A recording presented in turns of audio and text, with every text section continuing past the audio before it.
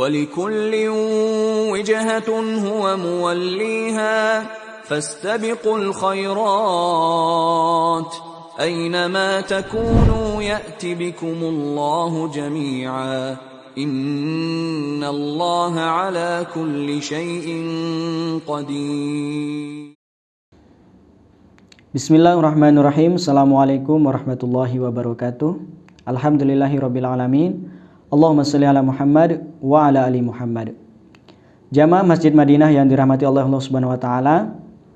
Agama kita yaitu Islam ini merupakan agama yang didasari dengan ilmu. Dan ilmu itu menjadi sesuatu yang sangat penting di dalam agama Islam.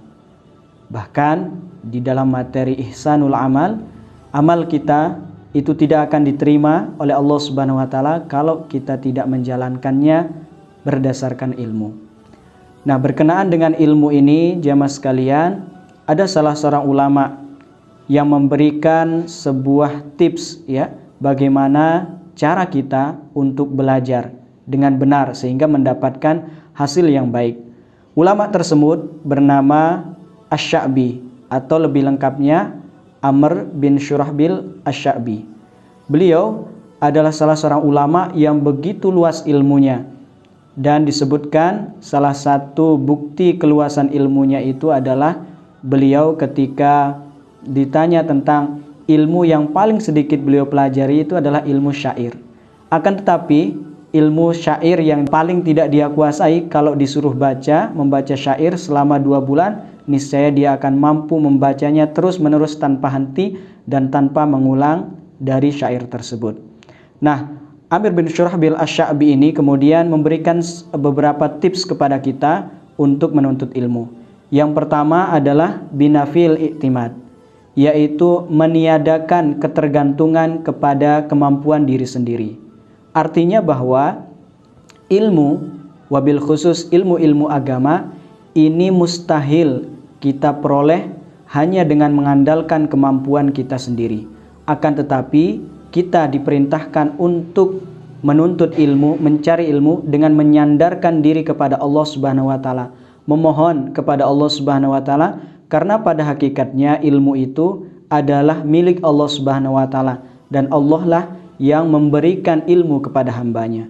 Kemudian tips yang kedua yang diberikan oleh Asy-Sya'bi itu adalah wasabru kasabril jamad, yaitu bersabar sebagaimana sabarnya benda mati.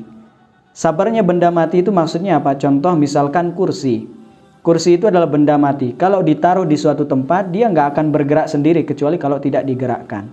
Itu adalah hakikatnya bahwa seseorang itu ketika dia menuntut ilmu, dia harus bersabar. Bersabar terhadap masa belajar yang lama, ya, bersabar terhadap panjangnya proses menuntut ilmu. Berikutnya itu adalah wasiru fil bilad, yaitu melakukan perjalanan ke negeri-negeri untuk menuntut ilmu. Jadi memang tips dari Asy-Sya'bi ini kita dianjurkan untuk tidak takut merantau, berpergian jauh dalam rangka menuntut ilmu. Dan yang terakhir, Asy-Sya'bi memberikan tips kepada kita untuk menuntut ilmu itu adalah dengan wabukuru kabukrul gurabi, yaitu cekatan seperti cekatannya elang. Artinya itu apa? Ketika kita mendapatkan jadwal untuk belajar, kita hadir tepat waktu, kita semangat menghadirinya, tidak kemudian terlambat, tidak kemudian bermalas-malasan dan sebagainya.